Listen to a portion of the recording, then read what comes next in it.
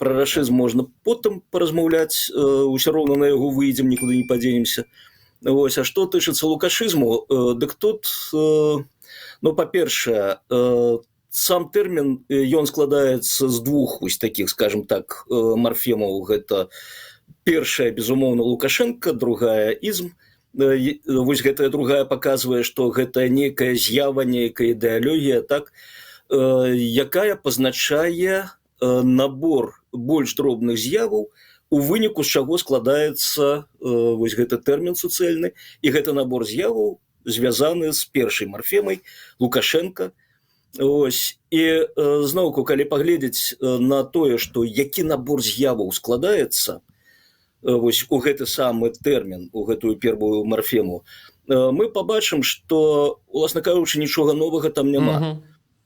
Адзінае, што, да і тое вельмі умоўна новае, гэта звычайна, калі мы маем справу з ізмамі, мы маем справу з нейкай ідэалогіяй.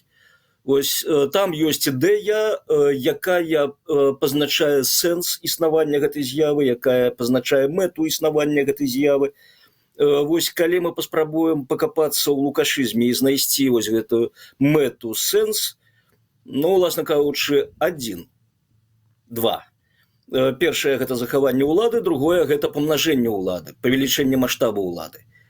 Вось, і тут, уласна кажучы, ну, канешне, ёсць гэтыя складаючыя і ў іншых ізмах разнастайных.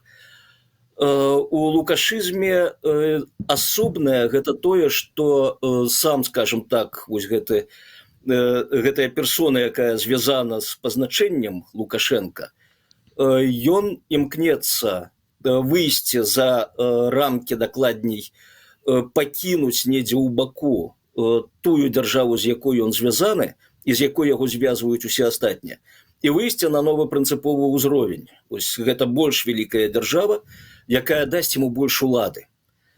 Вось бадай у гісторыі іншага чалавека, ёсць Гітлер, ураджэнец Аўстрыі, ён выйшаў на больш высокі ўзровень, гэта нямецкая імперыя, Трэці райх. Недарэмна яшчэ скажем так, на пачатку свайго кіравання Лукашенко казаў, што вось для нас ёсць прыклад прэзідэнцкай улады, так? Гэта ўлада рэйхсканцлера і фюрэра Гітлера. Вось ён, я думаю, тут і скусіў. Ён хоча выйсці за рамкі сваёй вось гэтай маленькай Аўстрыі / Беларусі і перайсці на больш высокі ўзровень расійскага райху. Вось тады ён разгарнецца, вось тады яму не трэба будзе там выпрошваць у кагосьці ні ядравай зброі, ні арэшнікаў, усё гэта будзе ў яго, і ён можа распараджацца гэтым сам. Вось усё ж такі, я думаю, што гэта ягоны дэфікс, гэта ягоная мара з дзяцінства, і вось гэта ён пераследуе.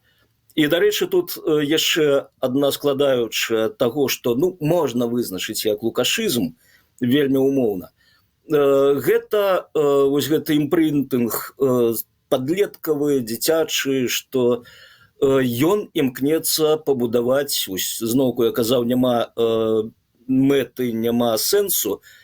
У яго мэта, па-першае, гэта аднавіць савецкую мадэль, прычым гэтая спроба аднаўлення савецкай мадэлі, яна больш адпавядае не там, скажем, аднаўленне інстытутаў, аднаўленне сувязяў, прынцыпаў гэтых сувязяў. Гэта у першую чаргу нагадвае каргакульт. Памятаеце гэтую гісторыю, так? Ціхаакіянскі рэгіён, падчас Другой сусветнай вайны на Ціхім акіяне там амерыканскія самалёты скідывалі розныя ніштячкі на выспы. Вось, і абітальнікі гэтых выспаў, яны да гэтых ніштяжкоў прызвычаіліся, а вайна скончылася, самалёты перасталі летаць, скідваць. І вось тады прыйшоў час каргакульту, давайце мы пабудуем драўляныя, ну, з гаўна і палак мадэлі гэтых самалётаў. І тады яны зноў вернуцца, і зноў на нас гэта ўсё пасыпецца.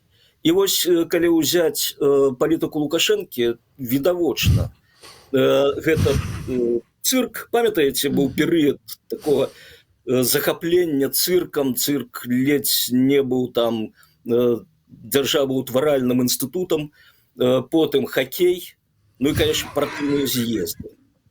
І вось Лукашенко гэта ўсё, скажем так, запусціўшы ў функцыянал, ён думаў, што ну зараз на нас гэта ўсё пасыплецца і ўсё будзе файна, і я уеду у Крамлёўскі палац з'ездаў. Ну вось вы кажаце з гаўна і палак, ну цырк і хакей это з гаўна і палак. Напаўненне гэтага тэрміну, можна казаць. Хоць я насамрэч не прыхільнік увядзення гэтага тэрміну і замацавання яго, бо сапраўды там няма напаўнення за гэтым тэрмінам. Ёсць апісанне мадэлі палітычнай, якую будуе адзін чалавек. Но не болей за тое, калі мы пачнем разбірацца... ідэалогія, так? Там вось зноўку. Я, толькі учора вярнуўся з Берліну з кангрэсу даследчыкаў Беларусі, і на нашай панелі, на нашай секцыі быў цікавы даклад пра архітэктурную палітыку, куды ж мы без яе, без Рымскай імперыі, заснавальніка гэтай імперыі Аўгуста. І вось там даволі цікава, там былі праведзены паралелі з беларускай архітэктурнай палітыкай за часам Лукашэнкі. І вось добра бачна, як архітэктура Аўгуста, ягоны падыход да выкарыстання архітэктуры як, скажем так, і моманту агітацыі за свой рэжым, за сабе любімага, і зноўку вось, такая трохмерная прапаганда. Архітэктура заўжды актыўна выкарыстоўвалася, калі хочаш зацвердзіць нейкія палітычныя свае амбіцыі. Дарэчы, калі браць нашыя мясціны, вось у Новгарадзе Вялікім даволі цікава прасочвалі некаторыя даследчыкі вось гэтую сувязь палітыка-архітэктура. Вось у Аўгуста атрымалася задаць цэлы кірунак вось у гэтай архітэктурнай палітыцы, які потым падхапілі ўжо дзеячы 20-го стагоддзя, якія таксама марылі пра імперыі. Гэта Гітлер, гэта Сталін, гэта Мусаліні. І вось яны так падыходзілі як Аўгуст. Сістэматызавана, глобальна. Адзінае што, у Аўгуста атрымалася. Ён сапраўды пабудаваў функцыянальную мадэль, якая праіснавала некалькі стагоддзяў, з вялікімі праблемамі, канечне. В першую чаргу для саміх імператараў, якіх там рэзалі, проста як не ведаю каго. Вось. А ягоныя паўтарашкі 20-го стагоддзя, у іх, канечне, лёс быў цяжэй. З Гітлерам, Мусаліні зразумела ўсё, са Сталінам ён таксама з ягонай смерцю, з ягоным сконам ад гэтага адмовіліся. Вось калі паказальны прыклад, калі Сталін памёр, хацелі пабудаваць пантэон у Маскве, там нават прызначалі кварталы гэтай гістарычнай забудовы пад снос, каб паставіць гэта маўзалей. Маўзалей зноўку па архітэктуры як рымскі пантэон, куды ж без гэтага. Вось, і туды пакласці Сталіна, Леніна і гэтак далей. 53-й год. І вось бачна, як спачатку ідзе ўсё, у тым ліку па савецкай прэсе, вось гэты праект, заяўкі, а потым як адразае. І ўсё. Сталін скончыўся, ідэя скончылася. Вось гэтай велічы, імперскасці, гэтай культа асобы зноўку Сталіна. І ўсё. А калі браць архітэктуру, вось, скажем, лукашэнкаўскага Менску, тут, дарэчы, была заўвага да аўтара дакладу, што ён бярэ палац Рэспублікі як лукашысцкую пабудову. І казалі, што не, гэта ж праект яшчэ савецкі. Дарэчы, праект Менскага вакзалу савецкі, праект бібліятэкі нацыянальнай савецкі яшчэ, судзячы па ўсім. Дык вось, ідэя савецкая сканала на тэрыторыі ўсяго Савецкага Саюзу. І там пайшлі ў архітэктуру зусім іншыя крокі, зусім іншыя ідэі. А вось Лукашенко зноўку, карга-культ, ён падхоплівае праект вось гэтага саркафагу, які цяпер упрыгожвае Кастрычніцкі пляц, і пакутліва доўга дабудоўвае яго. Вось, і ў выніку мы атрымліваем гэты саркафаг вось па цэнтры гораду. Чымсьці ён нагадвае, дарэчы, мне нагадваў прынамсі маўзалей. І калі мы паглядзім увогуле на той ансамбль плошчы Кастрычніцкай, які ўзнік за часам Лукашэнкі, вось з гэтым, скажем так, будынкам на месцы былога музею Велікай Айчыннай, мы пабачым, наколькі гэта рассыпаецца, наколькі там няма унутранай ідэі у гэтым ансамблі. І вось гэта, калі у архітэктуры, архітэктурных падыходах Аўгуста і нават Гітлера са Сталінам былі нейкія ўнутраныя ідэі, нейкія мэты. Тут, ну вось я паглядзеў на фотаздымак плошчы, і у мяне адразу так гэта матэрыяльнае ўцелаішчанне карупцыі. Вось гэта ідэя, адна, скажем так, з падмуркавых ідэяў лукашызму, калі мы будзем выкарыстоўваць гэты тэрмін, но з іншага боку, любы дыктатарскі рэжым гэта, уласна кажучы, карупцыя. Што б там не казалі пра эпоху сталінізма, што б не казалі пра Трэці Райх, карупцыя ўсё роўна прысутнічала. Бо адсутнасць кантролю у дыктатарскім рэжыме, нам кажуць, дыктатура гэта заўжды кантроль, моцная рука, дарэчы, вось гэта таксама спрабуюць падпісаць пад паняцце лукашызму, но няма пры гэтым моцнай рукі. Вось я думаю, шмат хто цяпер пераконваецца, чытаючы беларускія сецівы сацыяльныя і чытаючы там, скажем, абмеркаванне на сайтах беларускіх мас-медыа, куды больш жорсткі кантроль гэта свабодная прэса і гэта грамадскае меркаванне. Вось толькі дай падставу, каб табе хтосьці заўважыў з гэтых двух актараў прэса і грамадскае меркаванне, і там ты ўжо не вырвешся. Там трэба хадзіць азіраючыся па-страшнаму. І, дарэчы, вось чаму заўжды выступаю за свабоду прэсы, это таму, што самы жорсткі кантроль за ўсімі. Хто б там не быў, ад самых вышэйшых асобаў у дзяржаве, там завяршаючы, скажем, людзей, якія... дарэчы, вось цікава, з'явіўся тэрмін, я заўважыў, простыя беларусы. Гэтым тэрмінам прыкрываюць цяпер усё, апраўдваюць усё, там што-небудзь зрабілі, што-небудзь абвесцілі, вы што, простыя беларусы пацерпіць? І вось так цікава таксама назіраць. Вось простыя беларусы я б замацаваў дзе-небудзь у вокабулярыуме і даў бы вызначэнне, што гэта такое простыя беларусы, якімі так спрытна ўсё прыкрываецца. Вось неяк так. Спадар Евген, вы яшчэ калі параўноўвалі вось лукашызм з фашызмам, я вось магу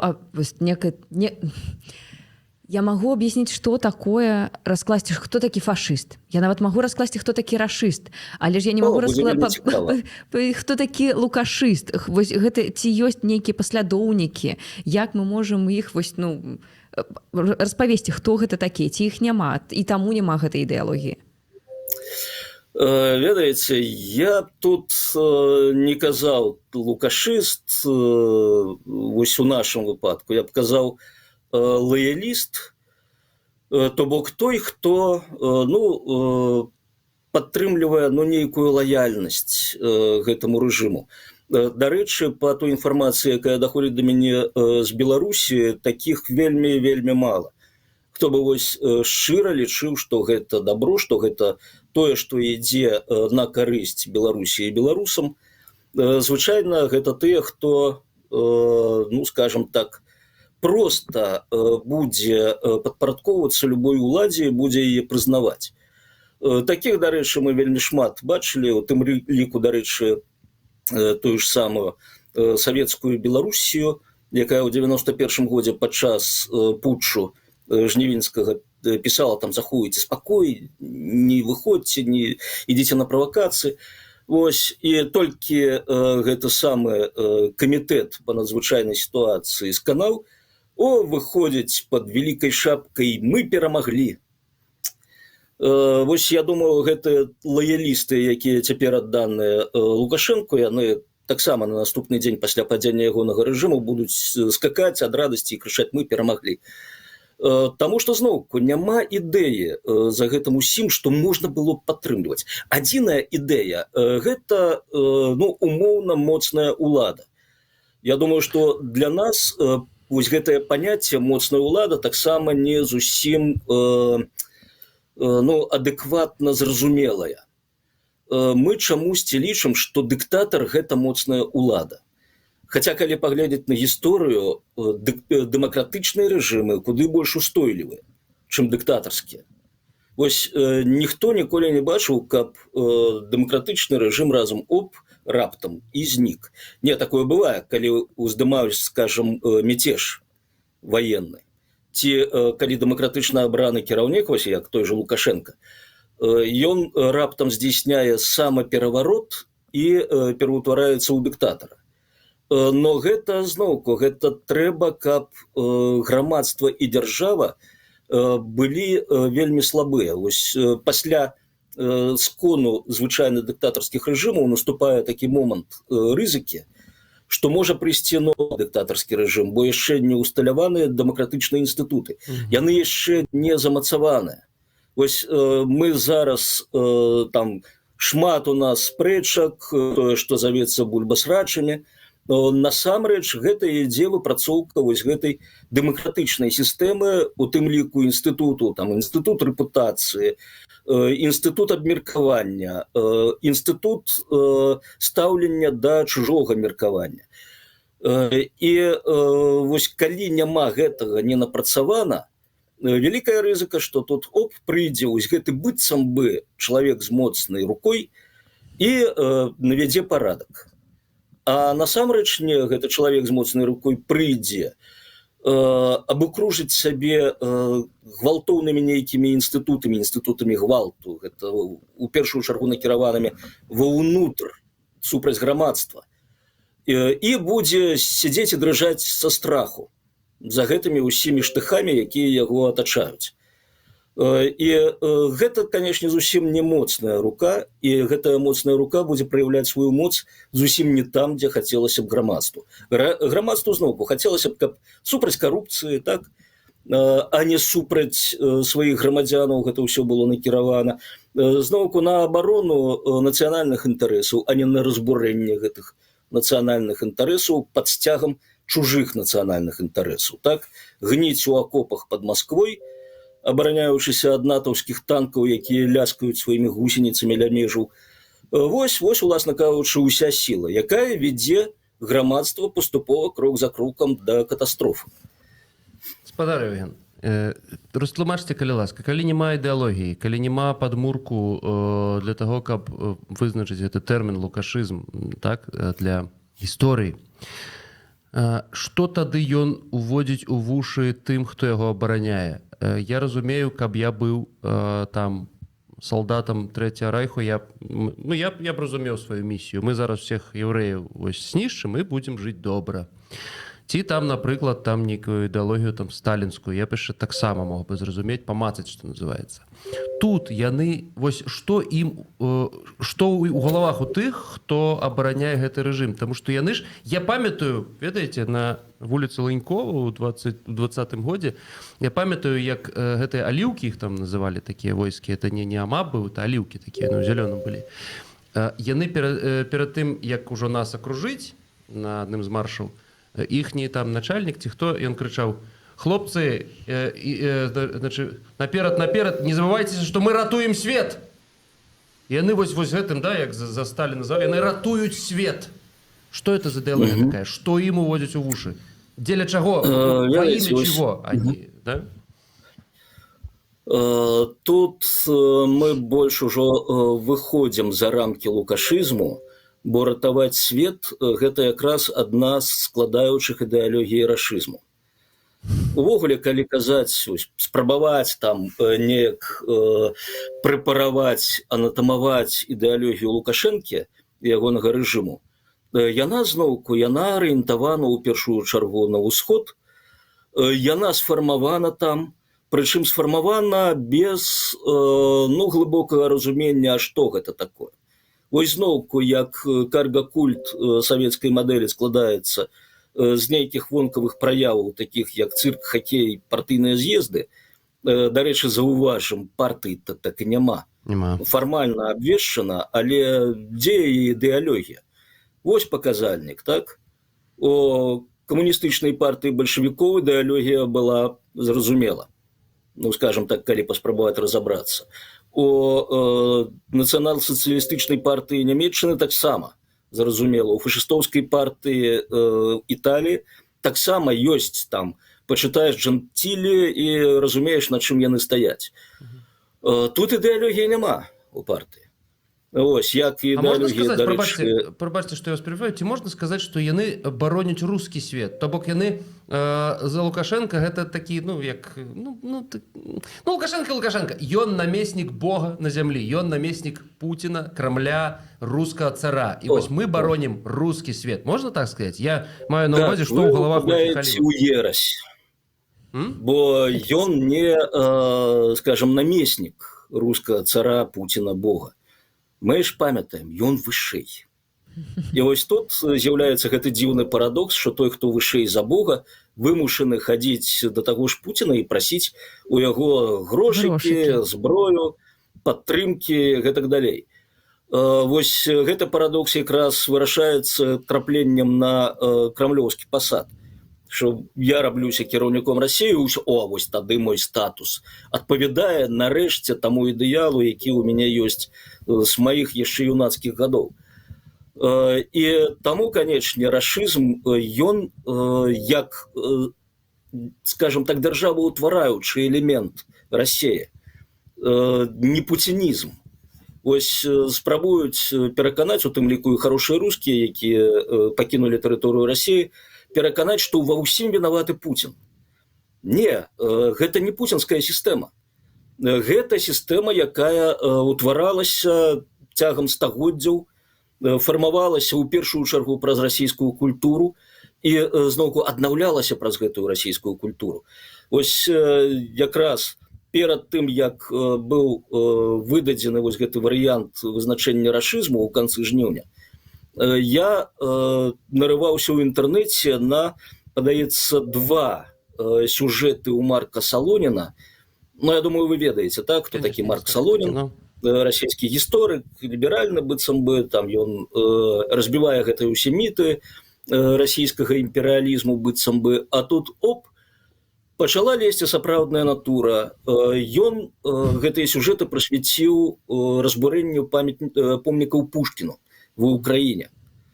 І пра украінцаў у сувязі з гэтым ён там такога нагаварыў, што зразумела, што ніякі пуцінізм не мог прывесці Расію да таго стану, у якім яна цяпер знаходзіцца. Гэта вось якраз той самы рашызм. Дарэчы, не ведаю, можа, хто ведае, хто не ведае, калі гэта тэрмін рашызм быў упершыню агучаны, з'явіўся. 89 год, калі не памыляюся, артыкул у часопісе «Аганёк». Ого, тады быў аганёк яшчэ. Але я ўсё ж такі не атрымаў адказу на пытанне, вось гэтыя байцы Лукашэнкі, яны там катуюць людзей дзеля чаго? Рускі свет у іх галоўны ўсё ж такі. Яны ж могуць яго ўспрымаць як нейкага такога забаўнага персанажыка, які, ён папросту, яшчэ раз, намеснік, а мы служым Крамлю, мы служым рускай ідэі. Нашы, беларускія вось гэтыя байцы. Вось, глядзіце, я і спрабую якраз адказаць на гэтае пытанне, но як заўжды мяне абвінавачваюць увесь час у акадэмізме залежным, залішнім. Я спрабую спачатку пабудаваць падмурак, а потым ужо, скажем, падвесці да таго, што насамрэч стаіць вось за гэтым усім. Добра, будзем бліжэй да нашых байцоў. Я ўжо казаў, што ратаваць свет – гэта прэрагатыва рашызму. Это вось расійская нацыянальная ідэя, што ў нас місія. Пачытайце зноўку Пушкіна, пачытайце, Пушкін не ў такой ступені, хаця там зноўку вось той самы падмурак закладаецца. Пачытайце Тютчева, пачытайце Дастаеўскага. Вось у іх гэтая ідэя, што місія Расіі ратаваць увесь свет. Ратаваць ад чаго? Для кожнай эпохі там пазначаецца свой набор, ад чаго ратаваць, але заўжды прысутнічае бездухоўнасць, ад якой трэба ратаваць, бо Расія – гэта высокая духоўнасць. Ад адсутнасці культуры трэба ратаваць, бо зноўку культура самая высокая ў Расіі, той жа Пушкін. Дарэчы, Пушкін, я думаю, вельмі эфектыўна замяніў расіянам рэлігію, вобраз Хрыста таго ж. зноўку пачытайце, я вось чаму пачаў пра ўзнікненне тэрміну рашызм, ён жа не ад слова раша, так, Расія. Першапачаткова вось першае прыгадванне гэтага тэрміну, гэта звязана з прозвішчам Раш. Быў такі Карем Раш, ён памёр, падаецца, гадкоў 10 таму, і ён у другой палове 80-х напісаў, ён увогуле быў пісучым таварышам, ён напісаў вялікае такое, ну, як бы цяпер казалі, эсэ «Армія і культура». Вось, падаецца, даволі дзіўнае спалучэнне, так? Раш, дарэчы, Раш, ён сам нарадзіўся ў Арменіі, па этнічнай прыналежнасці ён курд, но тым не менш, ён зрабіўся вялікім расійскім шавіністам. І вось, чытаючы Раша, разумееш, адкуль вырастаюць ногі, напрыклад, у таго ж Праханова, у тых публікацыях, якія былі ў газеце «Дзень», потым «Заўтра». І вось гэта даволі моцна тлумачыць, на чым стаіць Расія і рашызм цяперашні. Там, па-першае, вось гэтая святая асоба Пушкіна, якая проста, ну, з якой выцякае ўсё. Вось недарэмна потым, праз 10 год пасля з'яўлення публікацыі пра рашызм, юбілей Пушкіна, і там сапраўды ўзнікае гэтая фраза, якую можна было б успрымаць як сарказм, сатыру, но якая абсалютна сур'ёзна. Пушкін наше ўсё.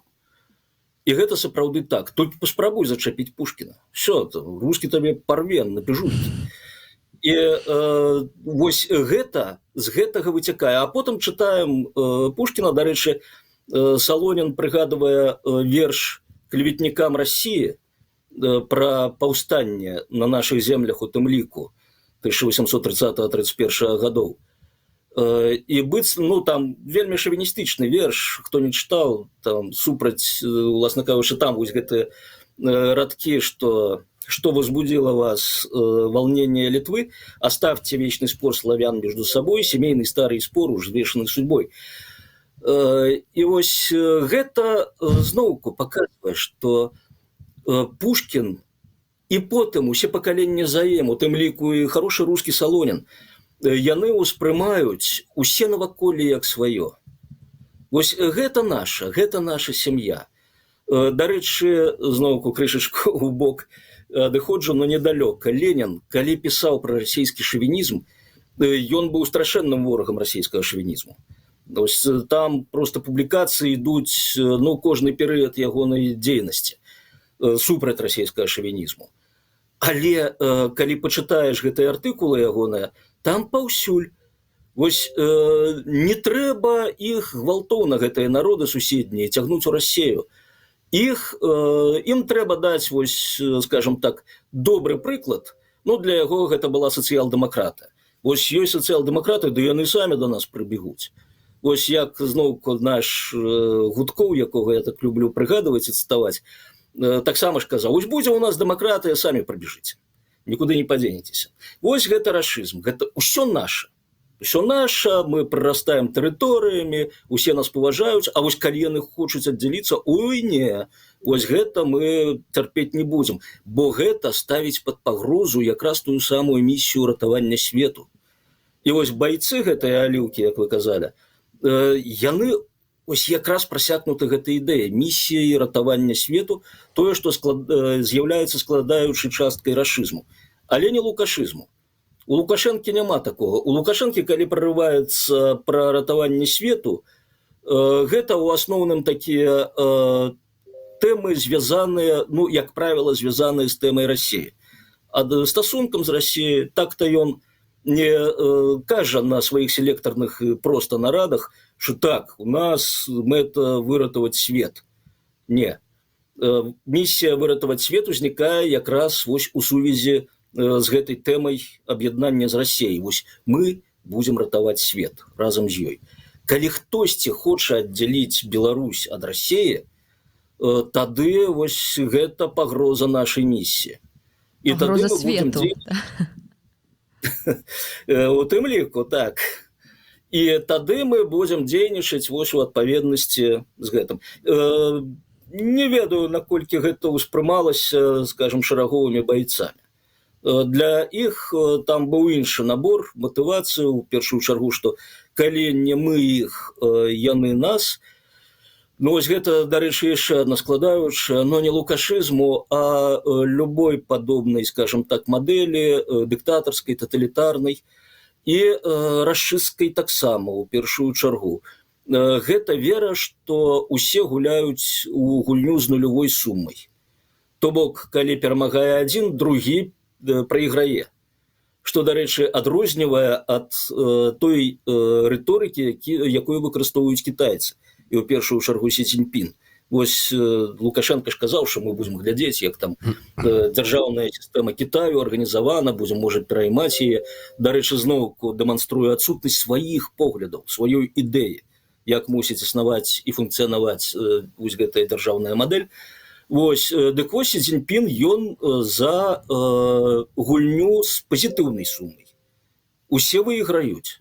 Не тое, што я вось табе перайграў, і мне ўвесь выйгрыш, а з табе адпаведна пройгрыш. А што выйграюць усе? Вось расізм і фашызм, нацызм, камунізм у тым ліку. Гэта тое, што арыентуецца на гульню з нулявой сумай. Хтосьці выйграе, арыйцы выйграюць, яўрэі прайграюць. Камунізм, пралетары выйграюць, буржуі прайграюць. І гэтак далей. Там рашызм, рускія выйграюць вельмі умоўна. Дарэчы, Раша пачытаць там вельмі цікава. Вось яшчэ адзін момантик, што таксама і рашызм, ён тэрмін куды больш універсальны, чым тое, што апісвае, што цяпер у Расіі адбываецца. Бо там таксама ёсць тая ж самая іерархічнасць грамадства, якая ўласціва вось гэтым таталітарным мадэлям, у тым ліку і 20-го стагоддзя. У Раша ёсць нейкая вось вялікая сіла, якая вызначае лёсы народаў. Гэтая вялікая сіла зусім не Бог, як можа падацца, а гэта кіраўніцтва. Но кіраўніцтва як зноўку вобраз Бога ў Раша. Вось як мы ўяўляем сабе Бога? Мы думаем, што гэта нейкі дзед з сівой барадой, так? Вось як выяўляецца гэта на разнастайных іконах, і так далей. А насамрэч мы ж разумеем, што гэта не так. І калі казаць, што можа быць, а можа гэта не бінарная, хутчэй, персона. Так, ну вось у догме якраз паказваецца, што гэта хутчэй не бінарная персона, яна можа быць усім. І вось тут у Раша гэта кіраўніцтва. І Раш вельмі добра праводзіць дыхатамію, якая стаіць у падмурку падобных сістэмаў. Ёсць выбар абіраць ці служыць. Вось гэта розніца паміж ліберальна-дэмакратычнымі мадэлямі і таталітарнымі мадэлямі дыктатарскімі. Пры ліберальна-дэмакратычных мы абіраем. Пры дыктатарскіх мы служым. Для Раша, канечне, і рашызму ўсяго наступнага, хоць цяперашняе выкарыстанне паходзіць відавочна не ад прозвішча Раша, а ад Рашкі, вось гэта Раша. І гэта выбар паміж правам выбіраць і магчымасцю служыць. Вось тыя, хто падтрымлівае лукашызм, яны тут абралі, безумоўна, служыць. Хоць зноўку мы бачым, нават па маім вызначэнні, што выбар усё роўна прысутнічае. Яны ж могуць абіраць, так? Яны могуць абіраць дэмакратыю, лібералізм, калі яны будуць прыходзіць там рэгулярна раз там на 4-5 год, галасаваць за таго ці за тых, хто будзе вызначаць далейшы ход развіцця Беларусі, ці мы абіраем служыць. І тады мы бярэм у рукі там кіёчкі гумавыя, мы ідзем у прокурорскія кабінеты, мы ідзем у вертухаі, і мы служым вось гэтаму рэжыму, які без нас не абыдзецца, які без нас абрынецца, і вось будзем, скажем так, іерархічна ніжэйшых за нас, вось гэтую кармавую базу, прымушаць таксама служыць, як служым мы. То бок вось тут такая ідэалогія служыць. І служыць зноўку ў сістэме іерархічнай. Хтосьці там вышэй служыць, хтосьці ніжэй служыць, но служыць абавязаны ўсе вось гэтай самай уладзе, якая навісае панад намі. Прыроду якой зноўку немагчыма пазначыць, бо адкуль яна бярэцца, прынамсі у артыкулах Раша асабліва не сказана. Дарэчы, тут блізка да мадэлі кітайскай, там таксама я колькі з кітайцамі не размаўляў, колькі літаратуры не чытаў, такая даволі размытая сістэма, зноўку парадаксальная, канкрэтна і размытая адначасова, фармавання вось гэтага шляху наверх палітычнай кар'еры. Вось адкуль бярэцца палітбюро, адкуль бярэцца пастаянны камітэт у рамках гэтага палітбюро. Прабачце, ласка, але ўжо мы пайшлі далей, крыху іншае пытанне. Я каб пайшлі далей. Закальцаваць уже ўсё, я хочу вас запытацца, вы кажаце, вось прыводзячы прыклад Салоніна, таго ж самага, увогуле, хорошых русскіх, як кажа, так? Вы кажаце, што няма такога путінізм, не путінізм, да, не путінская ідэя. То бок не Путін – гэта першапрычына усяго того, што адбываецца. Это закладзена дзесьці глыбей, значна глыбей. Наш лукашызм, ён скончыцца ўсё ж такі... Ну, у Расіі са смерцю Пуціна нічого не скончыцца. У Беларусі... Ну, на жаль. У Беларусі са смерцю Лукашенка скончыцца? Лоялісты стануць лоялістамі іншым? Наш Лукашенка, да. Наш Лукашызм скончыцца? Тут зноўку пытанне даволі складанае, і ўсё будзе залежыць ад таго, пры якіх умовах, у якім кантэксце адбудзецца скон самога Лукашэнкі. Скажем, глобальная вайна – гэта адно. Так, калі вось як другая сусветная прыходзяць акупацыйныя войскі, там Лукашенко не ведае, ці яго Кандрат хапае яшчэ да гэтага, ці ён здзяйсняе самагубства, ці яго арыштоўваюць. Вось гэта адна, так, адзін кантэкст, адзін варыянт, як будуць развівацца далейшыя падзеі. Далей можа, як у заходняй Нямецчыне, гэта выбары, скажем, пад кантролем гэтых акупацыйных уладаў, каб ні ў кого не ўзнікала пытанняў, наколькі гэтыя выбары сумленныя. Вось, і тады ёсць шанец, як зноўку ў заходняй Нямецчыне пасля другой сусветнай працягваць існаваць, ну, добра, не будзем заходнюю Нямецчыну, Аўстрыю, так, да прыкладу. Вось там адносна дэмакратычная сістэма была пабудавана, хоць і з прысутнасцю савецкіх войскаў, ну, усё там было, скажем так, добра, стабільна і адносна эфектыўна. Іншая сітуацыя, калі Расія не вытрымлівае ціску, вось глядзім, нават Трамп ужо перастаў верыць у магчымасць перамогі Расіі, хоць падавалася такі лапідарны прыхільнік гэтай краіны. І Расія, скажем, развальваецца, і Лукашенко застаецца сам-насам з беларускім грамадствам. Вось тады, я думаю, гэтыя аліўкі, а ў першую чаргу іхнія камандзіры, яны вельмі моцна падумаюць, ці варта ім абараняць свет. Бо у 20-м годзе у іх было вось гэтае апірышча, гэты рэсурс Расіі. Путін сказаў, вось вам моя гвардыя, і калі вы рыпнецеся супраць майго улюбёнага Александра Григорыча, будзе вам, ну, думаеце самі, так, вы ж будете мець справу са мной.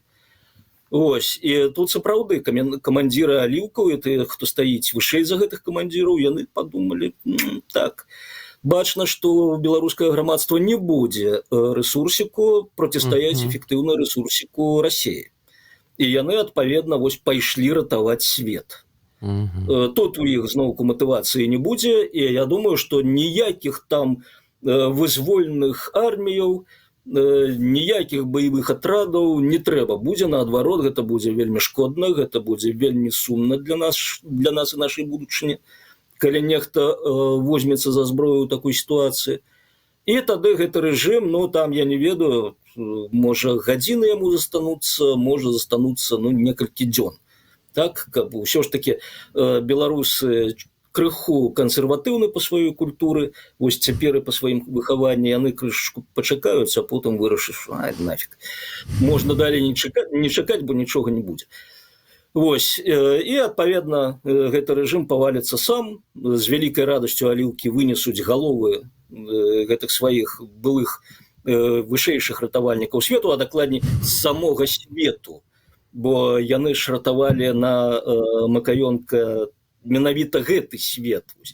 Тэрмін свет меў для іх такое напаўненне, што гэта Лукашенка і ягоны рэжым. Вось тут яны самі могуць спрычыніцца да падзення гэтага свету, ці, скажам, хутчэй за ўсё проста застануцца ў сваіх кашарах, казармах і нікуды не пойдуць. Бо зразумела, што вось у іх рэсурсу процістаяць беларускаму грамадству не будзе. Яны могуць там паставіць кулямёты, яны могуць падняць у паветра верталёты, ну а далей яны ж не будуць жраць гэта ўсё, так? Патрэбна эканоміка, сістэма адміністравання, ось, а яны гэтага зрабіць не могуць. Зразумела думка. Як заўсёды вельмі цікава было Дзякую вам, спадар Евген, так, за ваш час. Так, але ў мяне яшчэ 1000 пытанняў. Ну, будзем запрашаць у этэр яшчэ. Дзякую вялікі. Дзякую вам. Да сустрэчы ў этэр.